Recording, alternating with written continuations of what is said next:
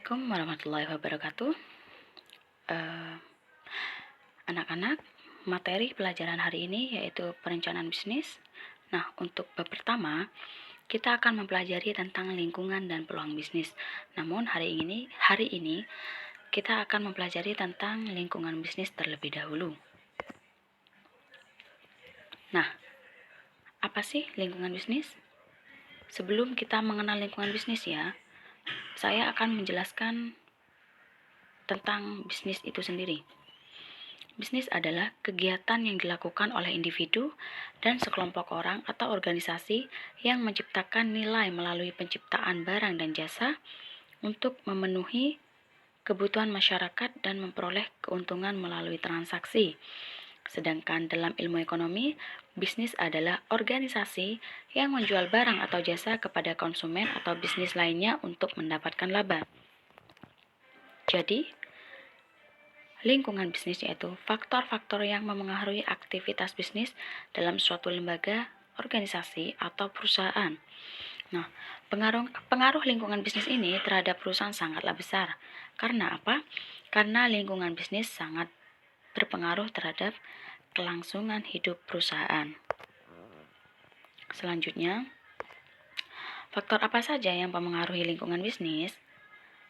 Di sini ada faktor internal ataupun lingkungan internal ya. Yang kedua ada faktor eksternal atau lingkungan eksternal. Nah, untuk lingkungan internal yaitu segala sesuatu yang ada di dalam perusahaan yang akan memengaruhi perusahaan tersebut. Untuk lingkungan eksternal yaitu segala sesuatu yang berada di luar organisasi atau perusahaan yang mungkin akan memengaruhi organisasi perusahaan dan memengaruhi semua pelaku dalam lingkungan internal perusahaan. Untuk faktor internal,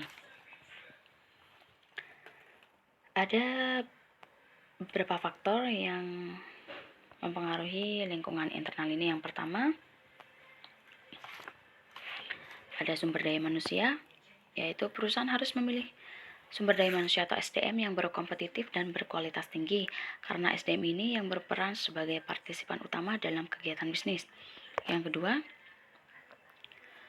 ada modal, yaitu sejumlah uang atau biaya yang digunakan untuk menjalankan kegiatan bisnis. Yang ketiga, ada material atau bahan baku, yaitu bahan yang diperlukan dalam aktivitas bisnis untuk diolah dan menghasilkan barang dan jasa yang dibutuhkan masyarakat. Yang keempat, peralatan. Peralatan yang dimaksud di sini yaitu seperti mesin-mesin yang digunakan untuk membantu memudahkan proses pembuatan barang di sebuah perusahaan. Yang kelima, keterampilan manajemen. Keterampilan untuk mengatur, mengkoordinasikan, dan menggerakkan para bawahan ke arah pencapaian tujuan yang telah ditentukan organisasi. Sedangkan untuk faktor eksternal yaitu meliputi lingkungan mikro dan lingkungan makro. Selanjutnya, ada jenis-jenis lingkungan bisnis. Yang pertama yaitu ada lingkungan mikro atau biasa disebut dengan lingkungan khusus. Lingkungan mikro atau lingkungan khusus yaitu pelaku yang dekat dengan perusahaan dan memengaruhi pelayanan perusahaan. Yang kedua, lingkungan makro atau lingkungan umum, yaitu kekuatan sosial yang lebih besar yang memengaruhi lingkungan mikro perusahaan. Adapun unsur-unsur dalam lingkungan mikro, yang pertama ada pelanggan. Nah, perusahaan harus mempelajari 5 jenis pasar pelanggan secara lebih dekat. Apa saja 5 jenis pasar pelanggan? Yang pertama ada pasar konsumen, terdiri dari perorangan dan keluarga yang membeli barang dan jasa untuk konsumsi pribadi. Yang kedua ada pasar bisnis, membeli barang dan jasa untuk pemrosesan lebih lanjut atau untuk digunakan dalam proses produksi perusahaan. Yang ketiga ada pasar penjual perantara. Pasar penjual perantara, membeli barang dan jasa untuk dijual kembali demi mendapatkan laba. Yang keempat ada pasar pemerintahan, terdiri dari badan-badan pemerintah yang membeli barang dan jasa untuk menghasilkan pelayanan umum. Yang kelima ada pasar internasional, yaitu terdiri dari para pembeli di negara lain, termasuk konsumen, produsen, penjual, perantara, dan pemerintah. Unsur yang kedua yaitu ada pemasok atau supplier ya. Pemasok di sini biasanya menyediakan sumber daya yang diperlukan oleh perusahaan untuk menghasilkan barang dan jasanya. Masalah pemasok di sini sangat mempengaruhi pemasaran. Karena apa?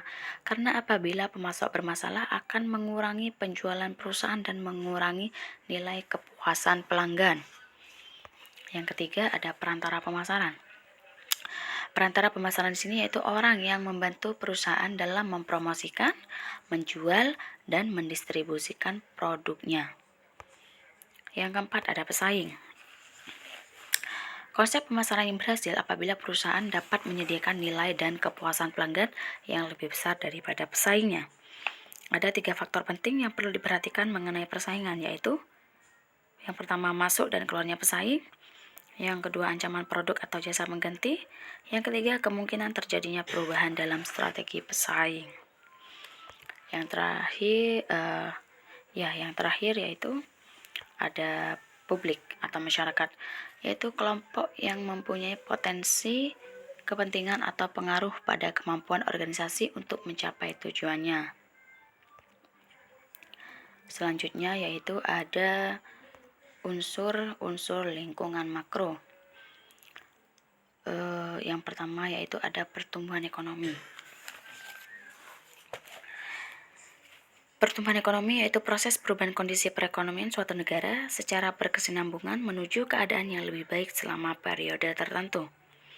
Nah, faktor-faktor apa yang mempengaruhi pertumbuhan ekonomi? Yang pertama, ada faktor sumber daya manusia. Biasanya cepat lambatnya proses pembangunan tergantung kepada sejauh mana sih SDM atau sumber daya manusianya selaku subjek pembangunan memiliki kompetensi yang memadai untuk melaksanakan proses pembangunan.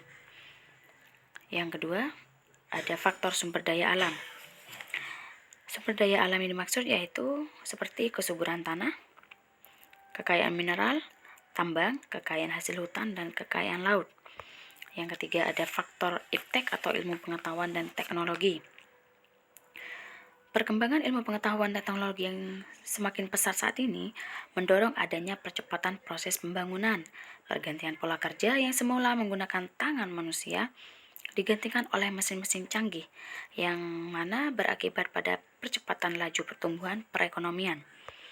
Yang keempat ada faktor budaya. Budaya yang dimaksud di sini yaitu budaya yang dapat mendorong pembangunan diantaranya sikap kerja keras dan kerja cerdas, jujur, ulet, dan bisa bekerja secara kelompok atau secara tim.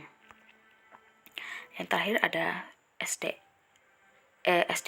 atau sumber daya modal ya. Sumber daya modal berupa barang-barang modal sangat penting bagi perkembangan dan kelancaran pembangunan ekonomi karena barang-barang modal juga dapat meningkatkan produktivitas. Unsur lingkungan makro yang kedua yaitu ada lingkungan teknologi.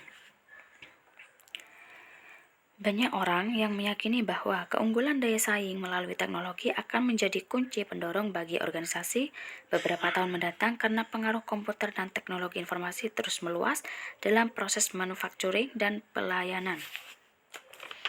Yang ketiga, ada lingkungan politik dan hukum. Lingkungan politik dan hukum suatu negara menjadi salah satu faktor pertimbangan bagi perusahaan internasional untuk berinvestasi di suatu negara lain. Karena tidak ada perusahaan yang ingin membuka perusahaan di negara lain kalau hubungan dagang dengan negara tersebut tidak stabil. Yang keempat ada lingkungan sosial, budaya, dan demografi.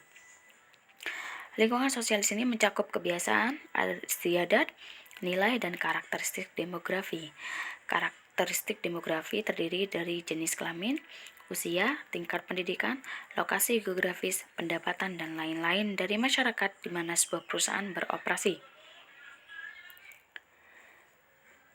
Perkembangan kependudukan dari waktu ke waktu yang terus meningkat dapat merupakan suatu peluang. Pertumbuhan jumlah penduduk pun merupakan pertumbuhan permintaan terhadap barang-barang yang akan dibutuhkan. Yang kelima ada lingkungan alam. Lingkungan alam terdiri dari kondisi alam itu sendiri seperti iklim, cuaca, topografi, dan kondisi geografis wilayah maupun sumber-sumber daya alam yang tersedia di suatu negara atau wilayah.